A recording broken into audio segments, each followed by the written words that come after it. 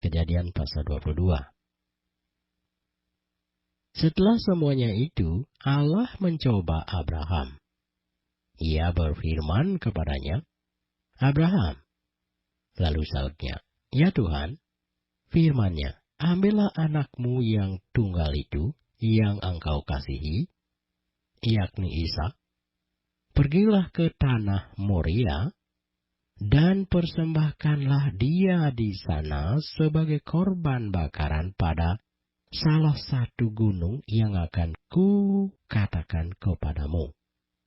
Keesokan harinya, pagi-pagi bangunlah Abraham. Ia memasang pelana keledainya dan memanggil 2 orang bujangnya beserta Ishak anaknya.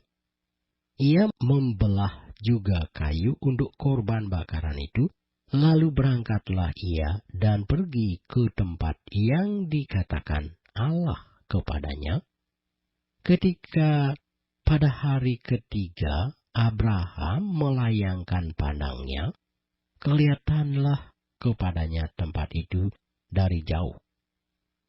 Kata Abraham kepada kedua bujangnya itu, "Tinggallah kamu di sini dengan keledai ini. Aku beserta anak ini akan pergi ke sana. Kami akan sembahyang, sesudah itu kami kembali kepadamu." Lalu Abraham mengambil kayu untuk korban bakaran itu dan memikulkannya ke atas bahu Ishak anaknya, sedang di tangannya dibawanya api dan pisau. Demikianlah keduanya berjalan bersama-sama. Lalu berkatalah Ishak kepada Abraham, ayahnya, "Bapa," sahut Abraham. "Ya anakku." Bertanyalah ia, "Di sini sudah ada api dan kayu, tetapi di manakah anak domba untuk korban bakaran itu?" Sahut Abraham, "Allah yang akan menyediakan anak domba untuk korban bakaran baginya, anakku." Demikianlah keduanya berjalan bersama-sama. Sampailah mereka ke tempat yang dikatakan Allah kepadanya. Lalu Abraham mendirikan mezbah di situ. Disusunnyalah kayu, diikatnya Ishak, anaknya itu, dan diletakkannya di mezbah itu, di atas kayu api. Sesudah itu Abraham mengulurkan tangannya, lalu mengambil pisau untuk menyembelih anaknya. Tetapi berserulah malaikat Tuhan dari langit kepadanya, "Abraham, Abraham." Sahutnya, "Ya Tuhan."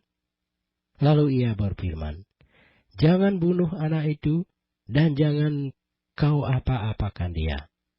Sebab telah ku ketahui sekarang bahwa engkau takut akan Allah, dan engkau tidak segan-segan untuk menyerahkan anakmu yang tunggal kepadaku."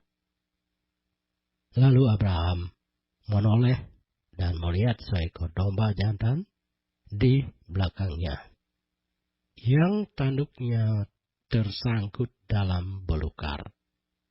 Abraham mengambil domba itu, lalu mengorbankannya sebagai korban bakaran pengganti anaknya. Dan Abraham menamai tempat itu, "Tuhan menyediakan."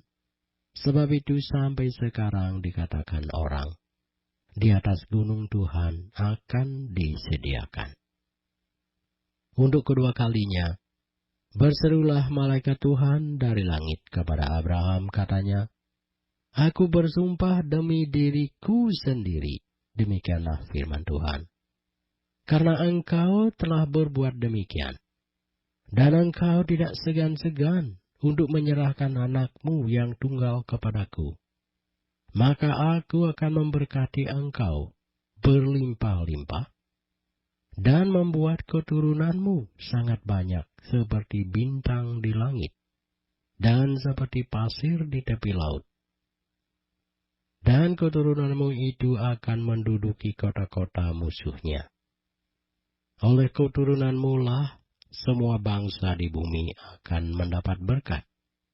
karena engkau mendengarkan firman-Ku.